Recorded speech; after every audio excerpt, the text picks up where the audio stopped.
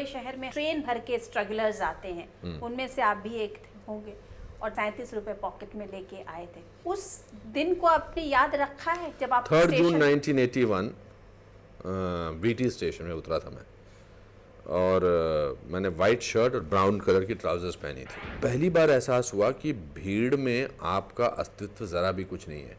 और उससे पहले मैं लखनऊ में 1.5 साल में लेक्चरर रह चुका था, तो अपनी एक इज़्ज़त का एक मुझे एहसास था कि लोग hello sir, good morning sir, good. मैं 24 साल का था, तो 24-25 साल का, और नमस्ते करते थे, वो अपनी इज़्ज़त बढ़ जाती है अपनी नज़रों में। और वहाँ से प्लेटफॉर्म से बाहर निकलने में मुझे लगा कि मैं कुछ भी नहीं हूँ।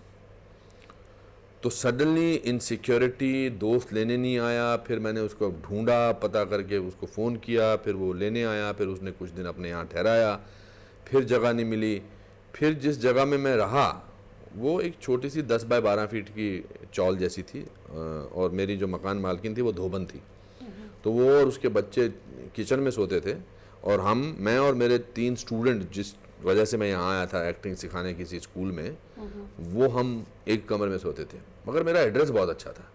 मेरा एड्रेस था अनुपम खेर, 2/15 खेरवाड़ी, खेर नगर, खेर रोड, बांद्रा ईस्ट।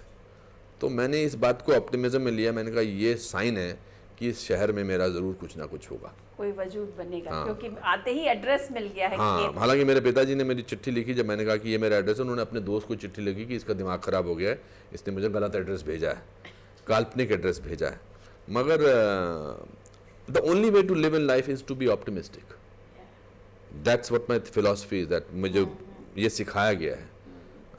तो 37 रुपये से, इसीलिए मैं जब भी अपनी तुलना करता हूँ, मैं ये नहीं करता कि मैंने लास्ट ईयर कितने पैसे कमाए थे।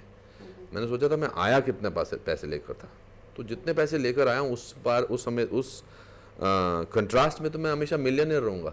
हर वक्त पर, एन वक्त पर किस्मत ने आपको साथ दिया। किस्मत के कारण ही आपको सारांश वाला रोल जो था वो तो लास्ट मिनट में निकल गया था। वो तो संजीव कुमार जी को जा रहा था, महेश भट्ट उनको दे रहे थे। 6 महीने मैंने काम किया था, रिहर्सल की थी, सारांश के रोल की तैयारियां की थी, शिवाजी पार्क में जाता था, धोती कुर्ता पहनता था, बच्चों को देखता था, वर्क कर रहा था। और 10 दिन पहले 20 दिसंबर 1983 को मेरा एक दोस्त आया कि बोला कि वो तो रोल संजीव कुमार कर रहे हैं। तो मेरा दिल टूट गया था। फिर मैंने कहा मुझे इस शहर में रहना ही नहीं है। I don't want to stay in this city. इस शहर में इंसानियत की, ऑनेस्टी की और टैलेंट की कदर नहीं है, और मैं यहाँ, मेरा कुछ नहीं होने वाला। पर जब मैं सामान पैक करके स्टेशन जा रहा था ये शहर हमेशा के छोड़ने के लिए, तो मैंने सोचा कि मैं जाने से पहले भट्ट साहब को बता दूं कि मैं उनके बारे में क्या सोचता हूँ। अब तो कुछ लेना देना है नहीं। तो मैं उनके घर गया और उनको मैंने बोला कि आप बहुत बड़े फ्रॉड हैं, आप बहुत बड़े चीट हैं, आप मुझसे वादा करके, आप में इतनी हिम्मत नहीं है कि आप राजश्री वालों को बोल दें कि ये रो। सिर्फ फ़र्क ये था कि मैं गुस्से में रो भी रहा था, बिकॉज हताश था मैं, बहुत दिल टूट गया था। और बट मैं गुस्से में था और जा रहा था मैं। तो फिर वो देख के उन्होंने राजश्री वालों को फ़ोन किया और उन्होंने कहा कि मैं ये फ़िल्म तो अनुपम खेर के साथ ही बनाऊंगा, अगर आपको संजीव कुमार के साथ बनानी तो मैं इसको NFDC के पास ले चलता हूँ।